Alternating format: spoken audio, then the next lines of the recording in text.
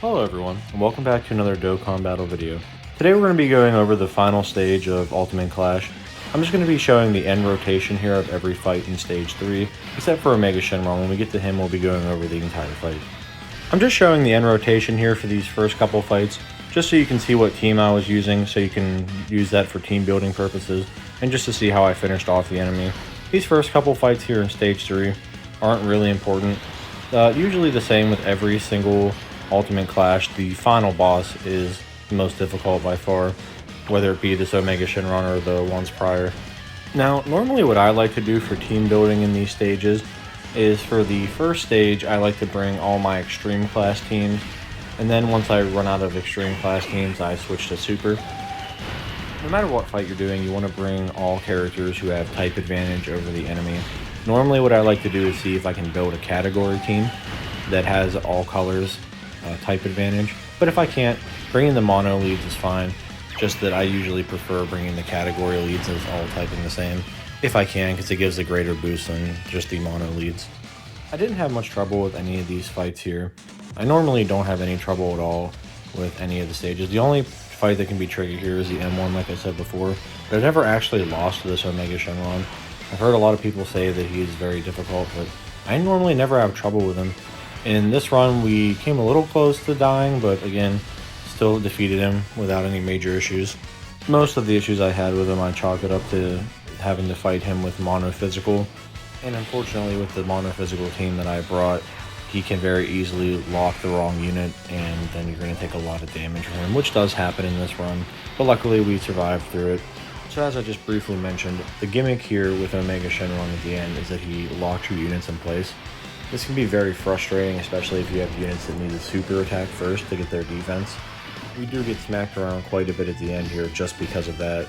Omega always seems to know exactly which unit to lock into place to either break up your rotation or super the unit you don't want him to.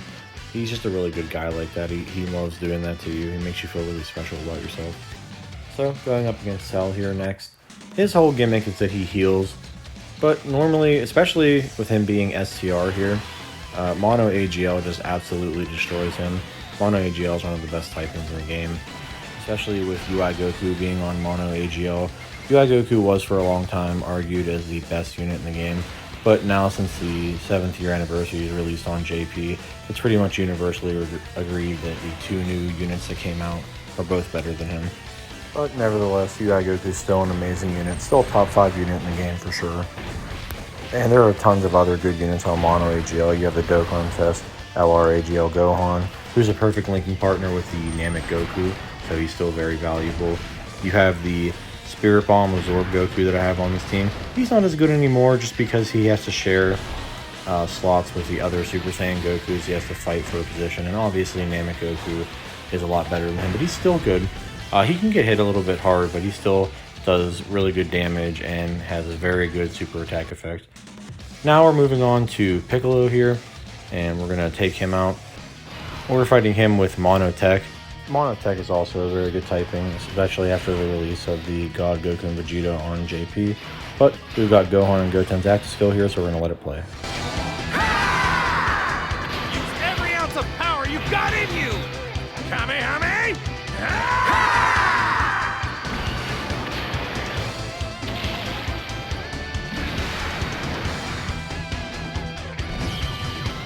Alright, now we're going to be going up against the main man here, Omega Shenron.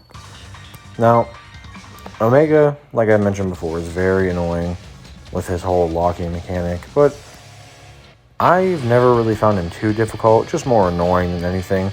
If you are a newer player though, he can definitely be a big threat, so I would advise using a team like this, the one that I have, or one similar to it. If you can replace the transforming physical Vegeta, I would definitely advise doing so, because as you can see, he got locked in there, and he is not very good defensively at all. He's in dire need of an easy A in my opinion, because he's just not very runnable anymore, especially with the STR Super Vegeta that came out. He's just a much better pure Saiyans unit than this Vegeta. There's really no place you run that Vegeta other than in here because of monophysical. Thankfully, Vegeta did not get supered. He was the one to get locked, because if he did, we probably would take much more damage than we would having Gotenks get supered there. Gotank's taking a little bit of damage there, 130k, but definitely not bad. Thankfully, there were no attacks afterward because he did have his defense lowered. The additional super here from the Goku and Vegeta helping out a lot. You want to get as much damage as you can in on this guy because of his locking and his high damage that he does. As if you can get additional supers or crits, it's very helpful in this stage.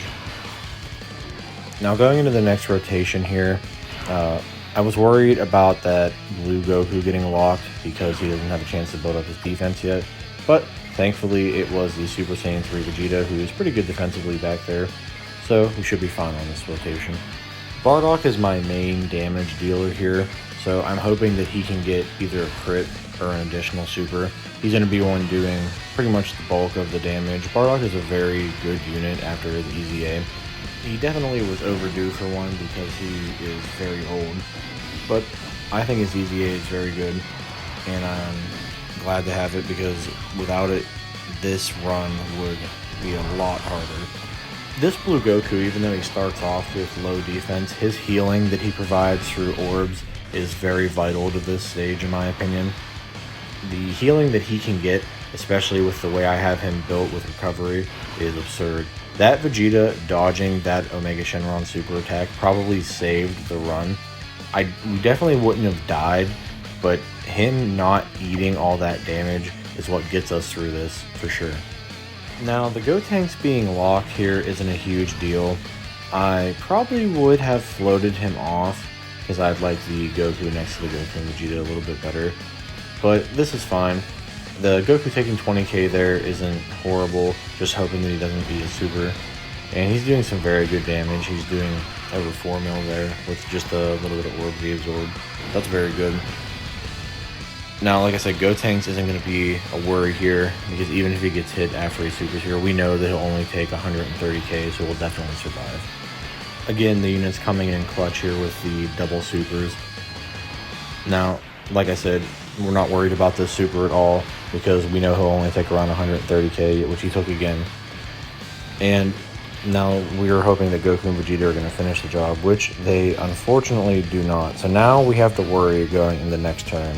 Because if this transforming Vegeta gets locked in slot 1, which he does, we're in a bad spot here. So basically my thought process now is just pray to God that Omega does not super in the first slot and try to get Goku in the back as many physical orbs as possible to regain as much health as we can. This run could very easily end right now if he supers, but thankfully, he does not. That would have been tragic if he would have supered us with the smidge of health he had left. But Vegeta's able to finish him off and get the job done. So, overall, that was a really close run. Definitely could have lost, but we pulled through in the end. Other than that, guys, I've got nothing else for you today. Thank you guys so much for watching, and have a good one.